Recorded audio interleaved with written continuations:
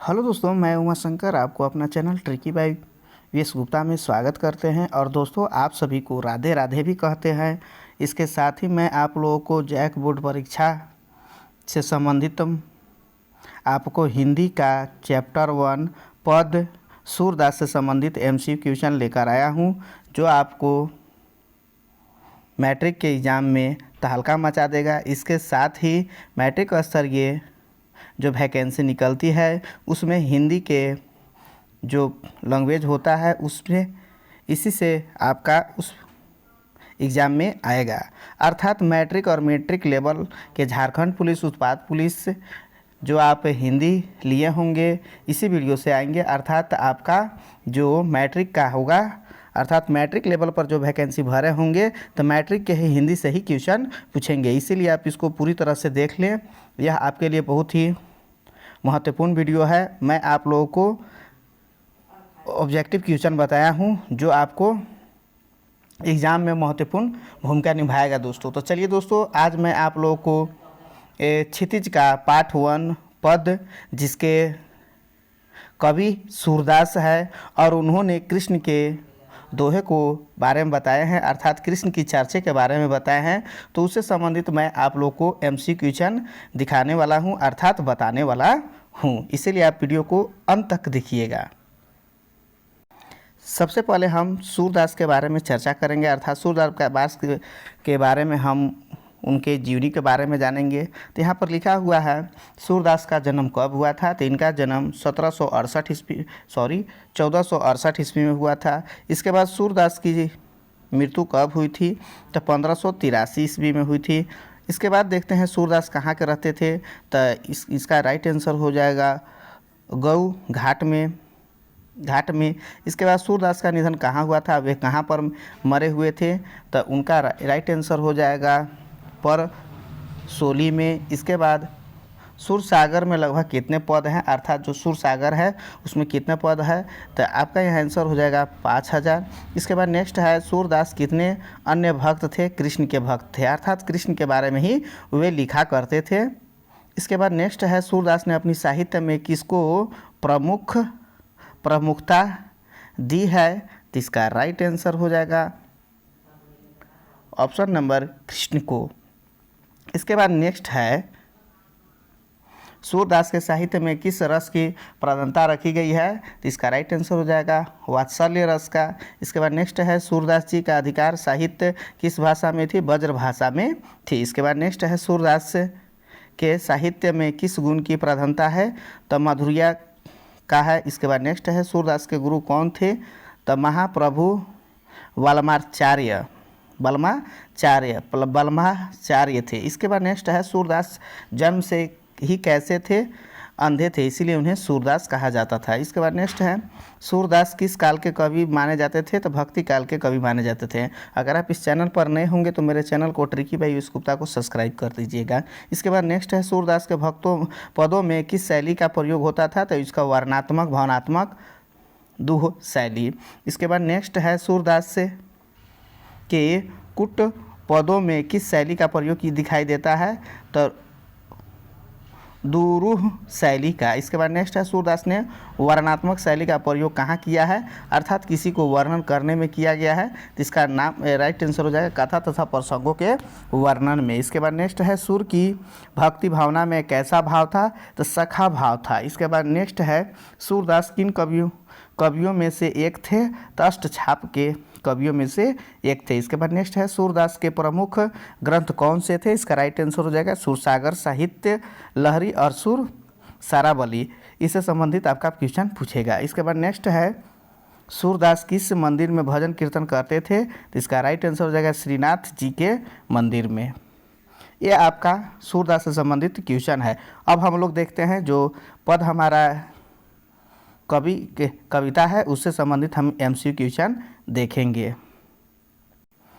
हमारा क्वेश्चन हुआ भ्रम गीत में गोपियों ने किसे प्रति अपना प्रेम व्यक्त किया है, तो कृष्ण जी का। इसके बाद नेक्स्ट है भ्रम गीत के ये 4 पद सूरदास के कौन से ग्रंथ से लिया गया है, तो सूरसागर से लिया गया है। इसके बाद नेक्स्ट है श्री कृष्ण का योग संदेह गोपियों के लिए कौन लेकर आया था? तो उद्धव लेकर आए थे। इसके बाद नेक्स्ट है, उद्धव गोपियों को कौन सा संदेश देते थे? योग साधना का संदेश देते थे। इसके बाद नेक्स्ट है, गोपियों को अकेला छोड़कर कृष्ण गोकुल में से कहाँ चले गए थे? तो मथुरा चले गए थे। इसके बाद नेक्स्ट है, सूरदास के पदों में किस भाषा का प्रयोग किया गया है? तो इसका राइट आंसर ब्रज भाषा का होगा। अगर आप इस चैनल पर नए होंगे तो मेरे चैनल को जरूर से जरूर सब्सक्राइब कीजिएगा। यह आपको झारखंड में आने वाले मैट्रिक लेवल के वैकेंसी के लिए बहुत ही महत्वपूर्ण है और मैट्रिक में पढ़ने वाले विद्यार्थियों के लिए हिंदी का मैंने बहुत ही MCQ क्वेश्चन बनाया हूँ जो आपके लिए बहुत ही केयरफुल होगा, इसीलिए आप इस चैनल को सब्सक्राइब कर लें। तो चलिए नेक्स्ट क्वेश्चन देखते हैं। सूरदास ने किस भाषा में ब्रह्म गीत लिखा है? तो ब्रज भाषा में। इसके बाद नेक्स्ट है, सूरदास के पदों में कौन सा रस है? श्रृंगार रस है। इसके बाद नेक्स्ट है, गोपियों किसके प्रेम में अस्वक्त अर्थात दीवानी हो गई थी? तो कृष्ण के। इसके बाद नेक्स्ट है, सूरदास के पदों में तेल की गागीर किसे कहकर किसे बुलाया गया था? उद्धव को। इसके बाद उद्धव को बड़भागी किसने कहा? तो गोपियों ने। गोपियों का उद्धव को बड़भागी कहने के पीछे क्या उद्देश्य था? तो उद्धव को व्यंग कसना। इसके बाद नेक्स्ट है, कृष्ण की संगति में रहकर भी कौन उसके प्रेम से अछूत रहे? उद्धव। इसके बाद नेक्स्ट है, प्रीति नदी किसके लिए प्रयोग किया गया था? श्री कृष्ण के लिए। इसके बाद नेक्स्ट है, प्रीति नदी में कौन सा अलंकार है? तो रूपक अलंकार है। इसके बाद नेक्स्ट है, पुरैन पात में कौन सा अलंकार है? तो अनुप्रास अलंकार है। अगर आप अलंकार के बारे में जानते हैं तो ठीक है, नहीं तो मैं आपको एक वीडियो दिया हूं, आप उस वीडियो में जाकर अलंकार के बारे में जान सकते हैं। इसके बाद अगला क्वेश्चन है, जेहू जल माह तेल की गागरी बूंद न ताको लागी में कौन सा अलंकार है? तो इसका राइट आंसर उपमा अलंकार हो जाएगा। उद्धव के व्यवहार की तुलना किसके पत्ते से की गई है? तो कमल के पत्ते से की गई है। इसके बाद नेक्स्ट है, कमल के पत्ते की कौन सी विशेषता कविता में बताई गई है? तो इसका राइट आंसर हो जाएगा, कमल का पत्ता पानी में डूबा रहता है मगर उस पर पानी का कोई प्रभाव नहीं पड़ता, अर्थात उस पर जो पानी आता है वह पानी उस पर ठहरता नहीं, वह गिर जाता है। इसके बाद नेक्स्ट है, तेल की मटकी की विशेषता क्या थी? तो इसका राइट आंसर, उसमें पानी कभी नहीं ठहरता। इसके बाद नेक्स्ट है, प्रीति नदी में मैं पाऊँ न बोरयूं का क्या अर्थ है? तो इसका राइट आंसर हो जाएगा, प्रेम रूपी का नदी में कभी भी पैर नहीं डुबाए, अर्थात जो कभी कृष्ण के प्रेम बंधन में नहीं बंधा। इसके बाद नेक्स्ट है, कौन अपने आप को भोली और अबला समझती है? तो राइट आंसर हो जाएगा गोपिया। अगर आप इस चैनल पर नए होंगे तो मेरे चैनल को सब्सक्राइब जरूर से कर दीजिएगा, क्योंकि मैं आप लोग के लिए बहुत ही महत्वपूर्ण वीडियो लेकर आता हूँ। इसके बाद नेक्स्ट है, गोपियों को स्वयं को भोली भाली क्यों कहा है? तो इसका राइट आंसर हो जाएगा गोपियों, क्योंकि वो छल कपट से दूर रहती है। इसके बाद नेक्स्ट है, सूरदास अबला हम गोरी गुड़ चांटी ज्यों पागी, इस पंक्ति में कौन सा अलंकार है? तो इसका राइट आंसर हो जाएगा उपमा अलंकार। इसके बाद नेक्स्ट है, गोपियों ने उद्धव के अनासवक्त रहने की तुलना किससे की गई है? तो कमल के पत्ते और तेल से भरे मटकी से। इसके बाद नेक्स्ट है, गुड़ चांटी गेहूँ पागी, इस पंक्ति में गुड़ अर्थात गुड़ और चांटी मतलब चीटी किसे कहा गया है? तो कृष्ण के प्रेम को गुड़ और गोपियों को चीटी कहा गया है। इसके बाद नेक्स्ट है, मन ही झांसी रही का क्या अर्थ है? मन की बात मन में ही रहना। इसके बाद है, मन ही झांसी रही में कौन सा अलंकार है? तो इसमें अनुप्रास अलंकार हो जाएगा। इसके बाद नेक्स्ट है, अवधि अवधार आस आवन की में कौन सा अलंकार है? तो अनुप्रास अलंकार हो जाएगा। इसके बाद नेक्स्ट है, गोपियाँ कौन सी बात कृष्ण को बताना चाहती थी? तो इसका राइट आंसर हो जाएगा अपने मन की बात। इसके बाद नेक्स्ट है, गोपियों की हृदय की इच्छाएं हृदय में ही क्यों रह गई? क्योंकि कृष्ण मथुरा से वापस नहीं लौटे। इसके बाद नेक्स्ट है, गोपियों को कृष्ण से गुहार लगाना व्यर्थ क्यों लगने लगा? क्योंकि उन्होंने खुद न जाकर उद्धव को योग संदेश लेकर गोकुल भेजा।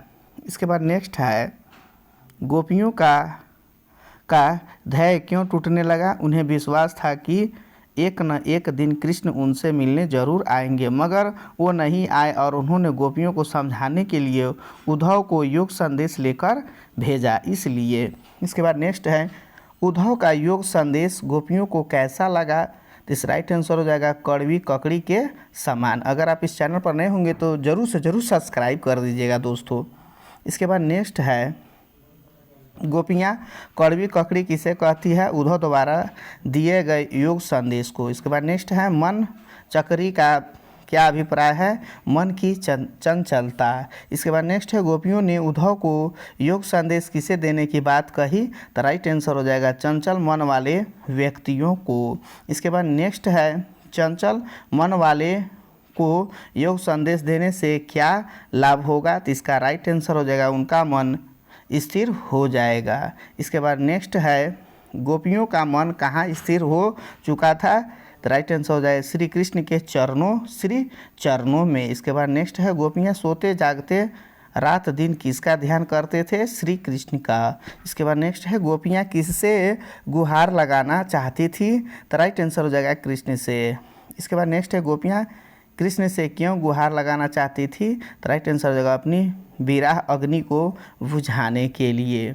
इसके बाद नेक्स्ट है उद्धव का योग संदेश गोपियों को विरह अग्नि या व्यर्थ पीड़ा घटाने के बजाय बढ़ क्यों गई। तो इसका राइट आंसर हो जाएगा क्योंकि उनको द्वारा दिए गए संदेश को लोग झूठे मानते थे।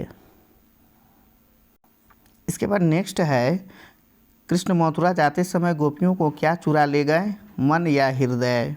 इसके बाद नेक्स्ट है गोपियाँ श्री कृष्ण से क्या वापस चाहती थी, अपना मन या हृदय। इसके बाद नेक्स्ट है गोपियों को श्री कृष्ण का व्यवहार कैसा प्रतीत होता था, छलपूर्ण। इसके बाद नेक्स्ट है सूरदास के पदों में किस पक्षी की तुलना गोपियों से की गई है। तो हारिल की पक्षी की तुलना की गई है क्योंकि वह हमेशा अपने साथ जब भी रहती है तो पंजों में एक लकड़ी पकड़े रहती है। इसके बाद नेक्स्ट है कौन सा पक्षी हमेशा अपने पंजों में एक लकड़ी पकड़े रहती है। तो राइट आंसर हो जाएगा हारिल पक्षी। इसके बाद नेक्स्ट है हारिल पक्षी में कौन सा अलंकार है, उपमा। इसके बाद नेक्स्ट है किसने प्रेम की मर्यादा का उल्लंघन किया। तो कृष्ण ने। इसके बाद नेक्स्ट है गोपियाँ किससे गुहार लगाना चाहती थी, श्री कृष्ण से। इसके बाद नेक्स्ट है सुनत जोग लागत है ऐसो जेऊ करई ककरी में कौन सा अलंकार है। तो उपेक्षा अलंकार है। अगर आप अलंकार के बारे में नहीं जानते हैं तो मैं एक बहुत ही शॉर्ट ट्रिक से आपको एक अलंकार दिया हूं, आप उसको अलंकार को देख लीजिएगा तो भली भांति आप अलंकार के बारे में जान जाइएगा। इसके बाद नेक्स्ट है गोपियों ने श्री कृष्ण को किस प्रकार धारण किया था, मन कर्म और वचन से। इसके बाद नेक्स्ट है गोपियों के अनुसार सच्चा राज धर्म क्या है, प्रजा के हित का रक्षा ध्यान रखना एवं उसका पालन पोषण करना और अनीति से दूर रखना। इसके बाद नेक्स्ट है हरि है राजनीति पढ़ी आए जो प्रजा न जाहि सताए।